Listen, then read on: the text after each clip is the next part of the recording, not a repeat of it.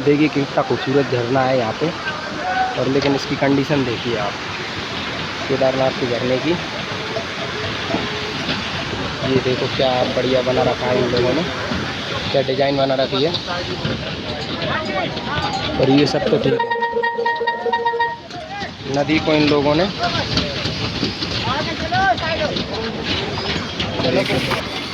देखिए नदी को इन्होंने डस्टबिन समझ रखा है। वो यहाँ पे जो कचरा फेंक रखा है, आपको दिख नहीं रहा होगा। ये देखिए कितना बढ़िया लग रहा है यहाँ पे, कितना बढ़िया इन्होंने मैनेजमेंट कर रखा है। मज़ा आ गया देख के, बहुत ही मज़ेदार कर रखा है तीर्थ स्थल को। प्लास्टिक बैन है और सब प्लास्टिक से बना हुआ है, पूरा प्लास्टिक से बना हुआ है। ठीक है, जो भी है कितना खूबसूरत चीज़ बनाई है प्रकृति ने।